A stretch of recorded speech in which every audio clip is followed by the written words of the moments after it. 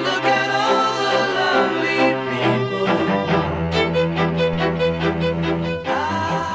people. Final community, cheers, good evening.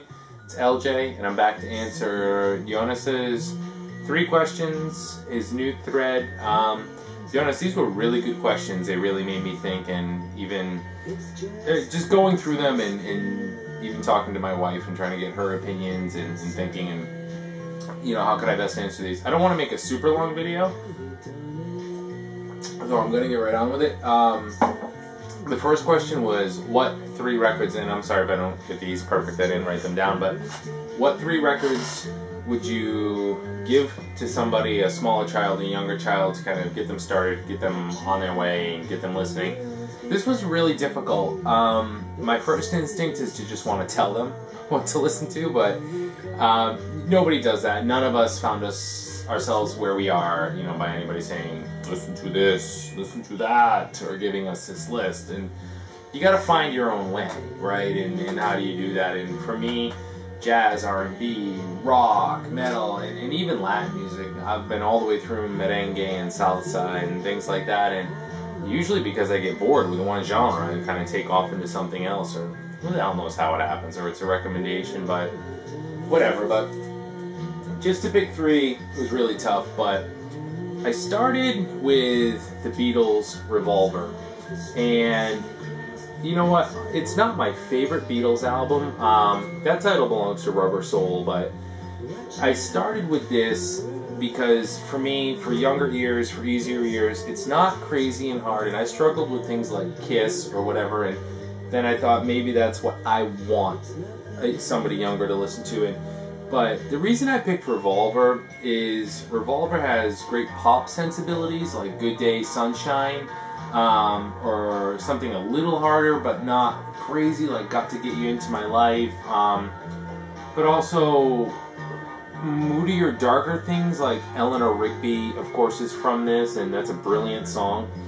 And I thought Revolver might, if I were to say here, might lay something of a foundation for rock. And of course, you know, you do your research, you do your homework, you find what influenced and where did it go, and that's how we all get there and start tracing that musical lineage. And this might take younger ears to George Harrison's solo outputs, and John Lennon's solo outputs, and then McCartney's solo outputs, and from here the directions you could spider off would be very vast.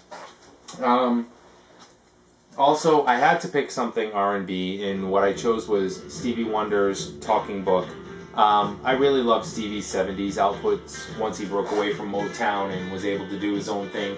The reason I chose Talking Book for the 70s stuff is because it's, again, this is intended for younger ears, budding ears, and not yet developed taste in music, and Talking Book is pretty easy to get into. It's not complex and political and dark and all those things, and you know, with like You Are the Sunshine of My Life is very easy to digest, and Superstition is just funky, and so this could really take you in a number of different R&B directions, and hopefully from there you'd find your Gladys Knight and your Four Tops and your Temptations and things like that, and even your James Brown funk. If Superstition bit you in the ass, where would you go from there? And so that's why I chose that.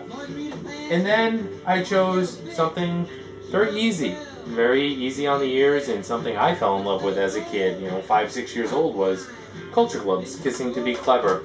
And this, for me, would lay a foundation for, take this and get into very easy synth pop and very easy shades of new wave. And both of those things are very definitely present here. And from there, maybe find your way into Depeche Mode on the darker side of new wave, or Duran Duran on the lighter side of synth pop, or even just good pop music, 80s pop music in general. And I thought Culture Club, in this record in particular, is my favorite Culture Club song, which is Time, Clock of the Heart. I'm a Culture Club sucker. I might lay the good groundwork. So those are my 3 choices, Jonas, for what I would hand off to somebody if I were to say, here, take these and go. If you build it, they will come, and all that kind of good shit.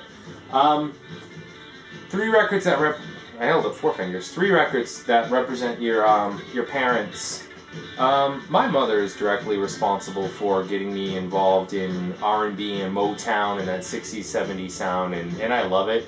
And by say directly involved, what I mean by that is leaving her 45s lying around for me to steal. Not helping me listen to them, but you know what, it worked, it stuck, and I chose the Four Tops' Reach Out. This is my favorite album by them. It's a little darker with some great tunes on it. And my mom took me to see the Four Tops and the Temptations in the early 80s at, they must have been playing at some small venue in Boston or something like that. And I was able to, I had no idea, you know, of course, like all of us made up a childhood, but I was able to see in the Four Tops and the Temptations while they were having dinner. As far as my mind remembers, it was in the hotel restaurant that they were staying at, and I was able to sit down and talk to the Four Tops, and I remember them telling me, you know, LJ, make sure you go to college, you know, don't go the music route, and signing autographs for me. And I think I actually just asked my mom if she could dig them up and find them, because I thought they'd be cool to add, you know, to the music room. But the memory of that night and the memory of the R&B and the Motown and the Four Tops in general is why I chose that. Another one that, you know, represents my parents and what I listened to and heard a lot of growing up was the Supremes, and I chose Reflections. A lot of songs from this album were always on in the house and definitely helped develop my taste in music. Mom was a big Diana Ross fan, so I went there. And just to get Dad in the picture, I chose the Wings, London Town. I guess the funny thing is it wasn't even Dad. But, you know, my dad had a friend that was from London, and he lived here close by, and my dad sometimes would go to his house on weekends. My parents were divorced, so I spent time with my dad on the weekends, and he would bring me there, and this guy, his name was Bob Hart, was just always playing Paul McCartney, always playing Wings. Of course, I had no idea at the time he's British, Paul's British, and that's why, but it was just always on. I loved it, and I think it really, that's where Macca or Paul McCartney really got under my skin and crawled. And it was London Town. In later years, I would find out he was always playing and it was always on. And you know, I'm a big Paul McCartney fan and Wings fan, and this is my favorite. It's my go-to Wings album. It's amazing. If you haven't listened to it, please check it out. It's fantastic. Next was a little more difficult. It was choose 3 records that remind you of 3 members of the vinyl community.